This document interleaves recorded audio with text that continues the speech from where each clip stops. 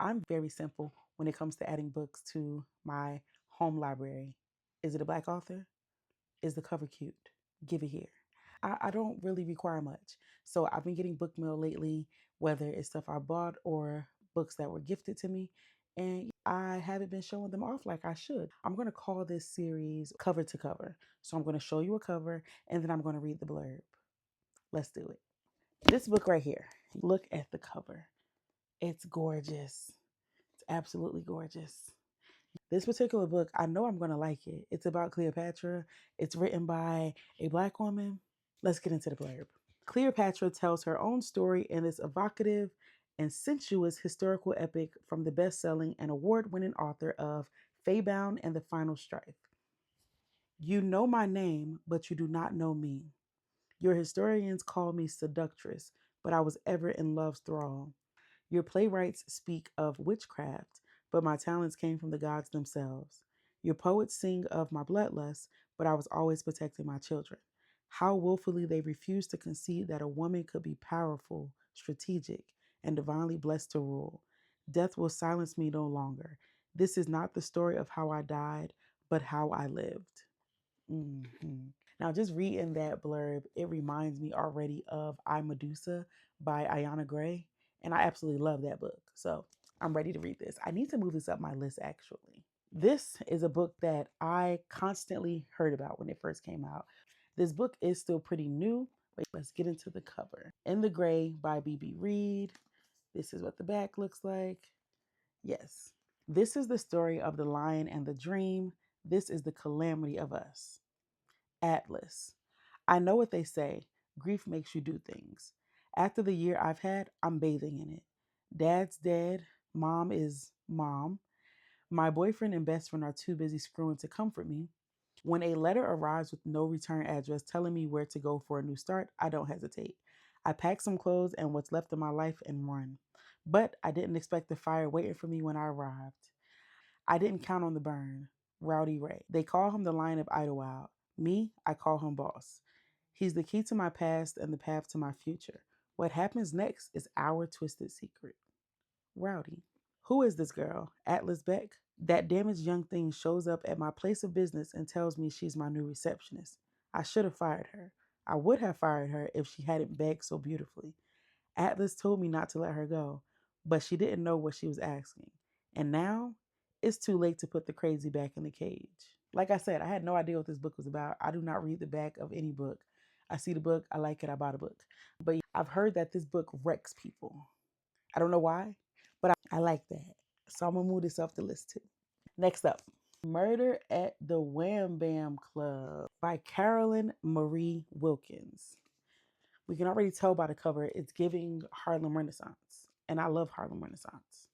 After the death of her brave Harlem hellfighter husband during the First World War, young widow Nola Ann Jackson returned to her hometown of Agate, Illinois, to live with her Aunt Sarah, a known local psychic. Under her aunt's care and tutelage, Nola has been learning how to tap into her own intuitive gifts and communicate with the spirits, and she will rely on their insightful guidance when she's asked to help investigate a woman's disappearance. Lily Davidson, the missing woman, was living at the Phyllis Wheatley Institute for Colored Girls, where young ladies are educated and prepared to follow bright futures. But she vanished after a night at the Wham Bam Club, where jazz music swings, prohibition is defied, and other vices are encouraged. Lily was seen fraternizing with Eddie Smooth, trumpeter and leader of the St. Louis Stompers, and a notorious pimp. Nola finds Lily at the club alive and well, supposedly engaged to Eddie. That same night, the Wham Bam is set afire and Eddie is killed by gunfire, leaving Lily on the run, a suspected murderer. Eddie Smooth had shady dealings with Agate's wealthy elite, black and white, making plenty of enemies with motives for wanting him dead. He was also a notorious womanizer who left several broken hearts in his wake. To prove Lily's innocence, Nola must listen to her spiritual instincts to unravel political schemes and personal vendettas to find a killer desperate to cover up a scandalous conspiracy.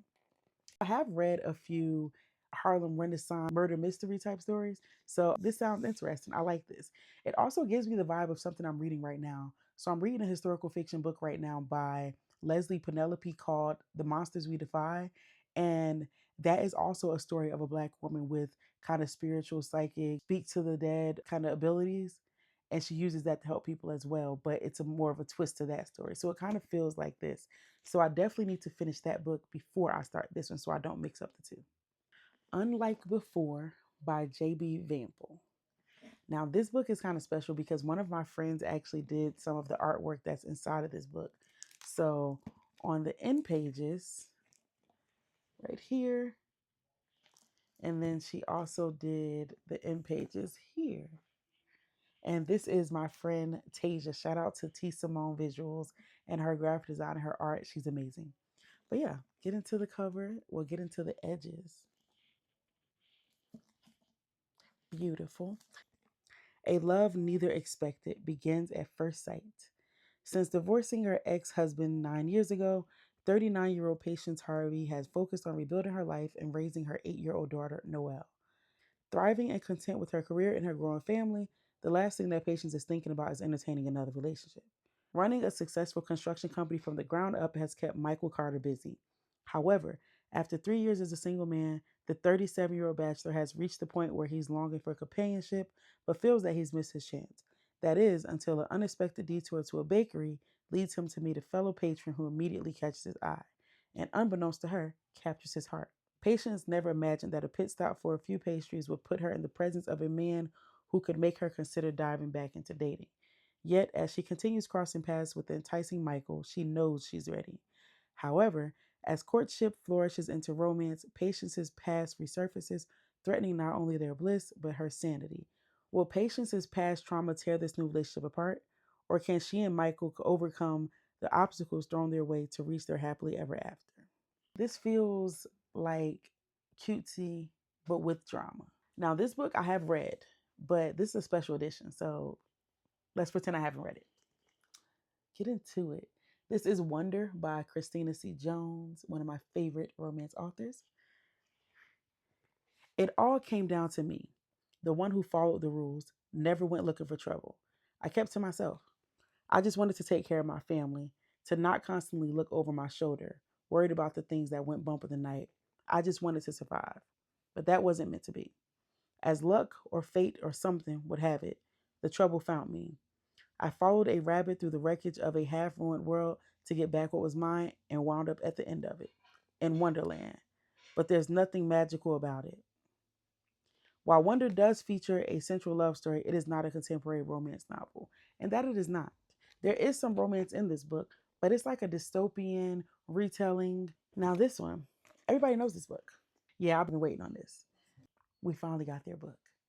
I ain't even gonna tell you about this one. Go find it, go read it, but read real first. But yeah, that is the bulk of the books that I got recently. I'm gonna pick them up soon. I am a slow reader. I hope that one of these books or all of these books stood out to you, and then you go and buy these books and support these authors and come back and tell me what you thought about them. Okay, bye.